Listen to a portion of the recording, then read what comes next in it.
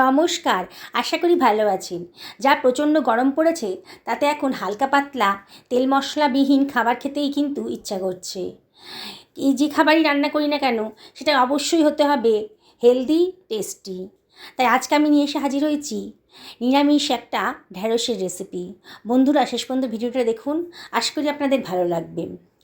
আমি কড়াইতে 3 টেবিল চামচ মতো সাদা তেল গরম করতে দিয়ে দিয়েছি। আর দেখুন ঢ্যাঁড়সগুলো এই 600 গ্রাম মতো ঢ্যাঁড়স আছে, মাথাটা আর বোটার পোর্শনটা কেটে বাদ দিয়ে দিয়েছি। এবার ঢ্যাঁড়সগুলোকে আমি আগে থেকেই ধুয়ে কেটে রেখে দিয়েছিলাম। দিয়ে এবার তেলটা গরম হয়ে গেছে, আমি ঢ্যাঁড়সগুলোকে তেলের ভেতর দিয়ে দিচ্ছি। এর মধ্যে দিলাম খুব সামান্য পরিমাণ এই 1/4 টেবিল চামচ মতো হলুদ, আর দিয়ে দিলাম 1/2 টেবিল চামচ মতো লবণ। হলুদ আর লবণটা দিয়ে দিলে পরে ঢ্যাঁড়সের কিন্তু সবুজ রঙটা থেকে যাবে। এবার একটু নাড়াচাড়া করে নিচ্ছি। হাই ফ্লেমে রেখেছি গ্যাসটাকে এখন, আর অনবরত কিন্তু নাড়তে হবে। দেখুন বন্ধুরা, এইভাবে রান্না করলে কিন্তু ঢ্যাঁড়সের রঙটা সবুজ রঙই থেকে যাবে। মিনিট 3 ভাজলে পরে কিন্তু ঢ্যাঁড়সটা বেশ ভাজা হয়ে গেছে। ঢ্যাঁড়সটা এমনিতেই নরম, খুব বেশি ভাজতে হবে না। দেখুন, এবার আমি ঢ্যাঁড়সটাকে অন্য একটা পাত্রের ভেতর তুলে রাখছি। সমস্ত ঢ্যাঁড়সটাকে আমি একটা অন্য পাত্রের ভেতর তুলে রাখলাম। এবার যে তেলটা ছিল আমি আর তেল দিচ্ছি না, ওই তেলের ভেতর দিয়ে দিলাম 1/2 টেবিল চামচ মতো কালো জিরে আর 2খানা শুকনো লঙ্কা, কালো জিরে। আর এর মধ্যে দিয়ে দিচ্ছি চিড়ে রাখা 2-3খানা কাঁচা পাকা লঙ্কা। একটু ফ্রাই করে নেব। শুকনো লঙ্কাটা দিলাম খুব সুন্দর একটা ফ্লেভার আসে বলে। কালো জিরে, শুকনো লঙ্কা আর কাঁচা লঙ্কা একসঙ্গে ভাজলে পরে খুব সুন্দর একটা ফ্লেভার আসে। এই মিনিট খানিক মতো ভাজা মতো হয়ে গেছে। ফ্লেমটাকে অবশ্যই আমি লোতে করে রেখেছি, নাহলে কিন্তু কালো জিরে পুড়ে গেলে তেতো হয়ে যাবে। এবার এর মধ্যে দিয়ে দিলাম আমি 1/2 টেবিল চামচ মতো হিং। হিংটা দিলে পরে কিন্তু খুব সুন্দর একটা টেস্ট আসে। নিরামিষ রান্নায় হিং দেওয়াটা বেশ ভালো লাগে। এবার দিয়ে দিলাম 1খানা টমেটোকে আগে থেকে ধুয়ে কেটে রেখেছিলাম, দিয়ে দিলাম। দিয়ে একটু ভাজা ভাজা মতো করে নিচ্ছি। এবারে আমি আলুগুলোকে দেখুন লম্বা লম্বা করে একটু পাতলা পাতলা করে কেটে নিয়েছি, ধুয়ে রেখেছিলাম। এবার আলুটাকে দিয়ে দিলাম, দিয়ে সব কিছু একসঙ্গে ভালো করে মিশিয়ে নিচ্ছি। খুব তাড়াতাড়ি রান্নাটা হয়ে যাবে। যা গরম পড়েছে এখন আর বেশিক্ষণ রান্নাঘরে থাকতে ইচ্ছা করছে না, তাই খুব ঝটপট করে সুস্বাদু অথচ হেলদি এরকম একটা রান্নাই কিন্তু আমাদের করে নিতে হবে। এবারে একটু নাড়াচাড়া করা হয়ে গেছে, আমি এর ভেতর দিয়ে দিচ্ছি খুব সামান্য পরিমাণ 1/2 টেবিল চামচেরও কম হলুদ, আর দিয়ে দিচ্ছি 1/2 টেবিল চামচেরও কম ধনের গুঁড়ো, আর 1/2 টেবিল চামচেরও কম জিরের গুঁড়ো।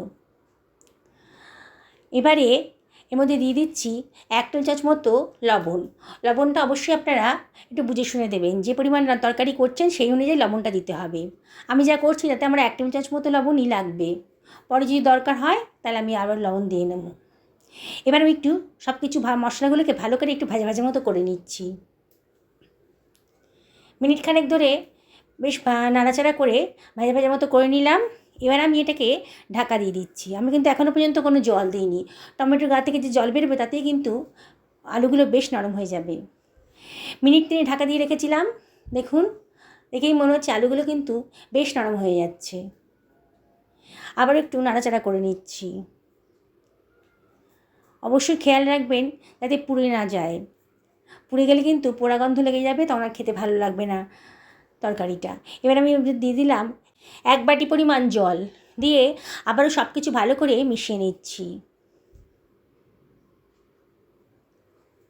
খুব বেশি জল দিলাম না। এবার আমি এটা ঢাকা দিয়ে দেবো 8 থেকে 10 মিনিটের জন্যে মিডিয়াম টু লো ফ্লেমে। 8 মিনিট পরে আমি ঢাকাটা খুলে দিয়েছি, দিয়ে আবারও একটু নাড়াচাড়া করে নিচ্ছি। একটু নাড়াচাড়া করে নিলাম। এই রান্নাটা খুবই সুস্বাদু। বন্ধুরা, আপনারা অবশ্যই বাড়িতে একদিন ট্রাই করবেন। একটু চেক করে নিচ্ছি আর ওটা কেমন সেদ্ধ হয়েছে। একটা কাঁটা চামচ দিয়ে দেখলাম কাঁটা চামচটা খুব স্মুথভাবে ঢুকে গেছে আলুর ভেতরে, রান্নাটা মোটামুটি সেদ্ধ হয়ে গেছে। এবার আমি ভেজে রাখা ঢ্যাঁড়সগুলোর ভেতর দিয়ে দিলাম, দিয়ে আবারও সব কিছু ভালো করে মিশিয়ে নিচ্ছি। মিনিট খানেক ধরে ভালো করে সব কিছু মিশিয়ে নিতে হবে। এখন গ্যাসের ফ্লেমটা আমি মিডিয়াম টু হাইতেই রেখেছি। বন্ধুরা, আপনারা এই বাড়িতে এই রেসিপিটা করবেন, নিরামিষের দিনে এই রেসিপিটা করলে পরে কিন্তু দারুণ খেতে লাগবে। আর এটা খুব তেল মশলাবিহীন খাবার। এখন তো আর এই যা গরমে তেল মশলাযুক্ত খাবার খাওয়া একেবারেই উচিত না। আপনারা এই ধরনের খাবার খাবেন। আবার এক বাটির মতো জল দিয়ে দিলাম, দিয়ে সব কিছু ভালো করে মিশিয়ে নিলাম। নিয়ে এবার আমি এটা ঢাকা দিয়ে দেব মিনিট 3-4 জন্যে, মিডিয়াম টু লো ফ্লেমে। 3 মিনিট পরে আমি ঢাকনাটা খুলে নিলাম। দেখুন বেশ ঝোলটা ফুটে গেছে। আমার কিন্তু রান্নাটা প্রায় শেষের পথে।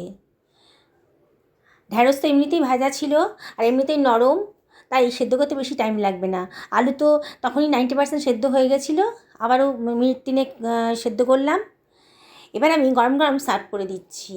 দেখুন বন্ধুরা কত সুন্দর দেখতে লাগছে, আর খেতেও কিন্তু অসাধারণ। খুবই হেলদি আর টেস্টি খাবার এটা। আপনারা অবশ্যই বাড়িতে এটা ট্রাই করুন। ভালো লাগলে পরে লাইক কমেন্ট শেয়ার করতে কিন্তু ভুলবেন না। সকলে ভালো থাকুন এই কামনাই করি। ধন্যবাদ।